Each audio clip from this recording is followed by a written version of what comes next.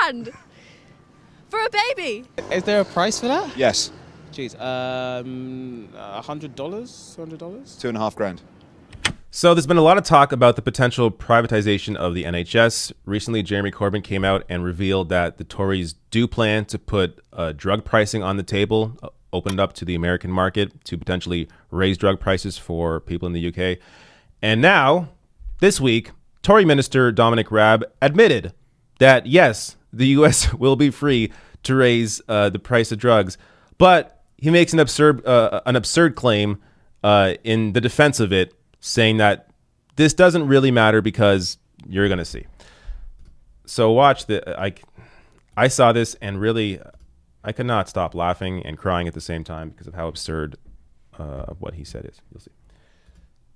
The NHS is not out for grabs in any trade deal. We would walk away from a trade deal that suggested that was the case. But you're right, reducing barriers to trade on both sides is a win-win. It increases business activity. It's good for businesses and creating the jobs of the future. But it also gives the consumer a better deal because they've got cheaper prices and greater choice. Just to take drugs, as I understand it, we can't guarantee when we leave the European Union that we will pay the same amount for American drugs in future, that they might decide to jack up the price. Is that right? Well, look, the Americans will take their decisions, but what we're saying Which could be to jack up the price. Well, no, I think it's hugely unlikely. Why would they do that? What's the interest? Well, get more money, that's why. Well, no, not if you reduce the amount, the volume of purchases. Okay.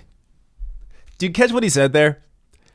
If you increase prices on drugs, it's not going to affect anything because it'll affect the volume of purchase. People will buy less medicine if the prices go up. Is that how life-saving medicine works? People buy less medicine that they need because the prices go up? No, they go bankrupt. You could look at any number of stories on this. Let me just show you the CNBC story. Medication costs fuel painful medical debt. Bankruptcies. It shouldn't take me or anybody to point this out, that people are going to buy medicine they need regardless because it's their life. So this idea that opening up the NHS to the American market, to American drug companies and their pricing is perfectly fine, because why would they increase the prices? Have you looked at the cost of medicine in the US? It's like 10-1 compared to the UK and Canada. The fact that he made this and thinks this is a good way, a good defense, is completely absurd. Again, if you're in the UK, wake the hell up. You cannot allow this party to win. You have to vote for a party that can actually form government. The only other party that can form government right now is Labour. You have to support Labour to avoid this crap. Now, I also want to share this. Boris Johnson, this is in 2002. He, as you're seeing here, there are now more. Called for the breakup of the monolithic, monopolistic NHS. And we're going to get to, this is only one of many examples of Boris Johnson calling for the breakup of the NHS.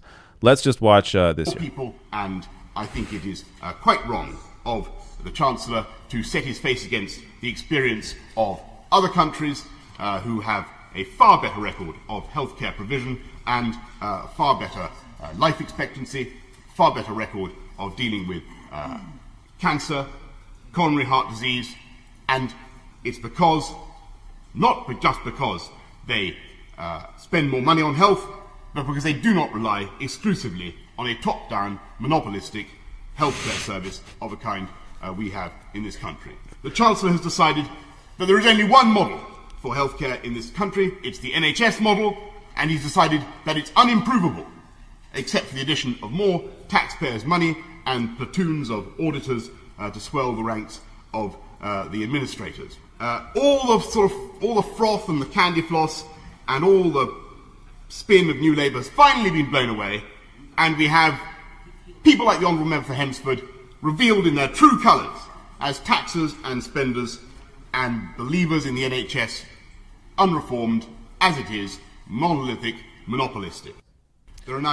All right, so there you see Boris Johnson talk about how, countries that have a private option, that have these private companies, they do a lot better with healthcare. People really love when private industry, when private companies get to profit off of sick people. They love it, which is why recently there was this video went out. One of my favorite videos of all time. British people reacting to how crazy the cost of American healthcare is. So this potentially is in your future in the UK if you don't back a government that can actually, or back a party that can actually form government after December 12th. Watch this. 10 grand for a baby. Is there a price for that? Yes, Jeez, $100, $200. £2.5 grand. Ambulance call out. How much do you think that costs? Zero payment. Zero payment. Yeah, zero payment. No, it costs $2,500. For real? Yeah. Oh, okay, cool. you look. An inhaler. $100. Yeah, you're pretty close. It's a bit more. 120. 250 to 350. For an inhaler. Yes. Man, so if you're poor, you're dead. I know that it's like public healthcare in the UK. In the US, fortunately, I'm able to get healthcare through my parents, their jobs, but like I carry an EpiPen, and I know that like the cost of that has just been rising. So like there's like very few companies that even compete, so it's sort of like a monopoly for the EpiPen. Even though like we have insurance, it cost my parents about a couple hundred, even with insurance. So 2 EpiPens. How much do you reckon they are? $80. 600. $40. I'm afraid not. More? More? $100. More. 150. More. 250. More. Shut the fridge. More. £300. Double it. $600. What? Why? That's a very good question. $600. Yeah. For me, it's more like just hives and shortness of breath. So it wouldn't be like an immediate death situation, but like, so I've been fortunate I've not had to use it, but it's something like keep on me. Like I have my backpack right now, I have it on me. Cost of childbirth. Jesus. 50 grand, something ridiculous now? Yeah, see, I've blown the figures up in your head now, haven't I? Because they're larger. It's the highest, generally speaking, is about 30 grand. Okay. Is that reasonable? You haven't? Not reasonable at all. It's just like now we're on like we're on a benchmark. 100? 200? Dollars. Yeah. The average is about 10 grand. It can go up to 30,000. 10 grand! All right, I'm not going to watch. It's 4 minutes long, but you get the point.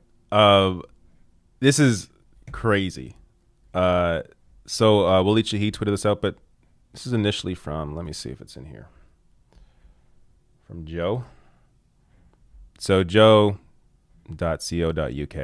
They put this out.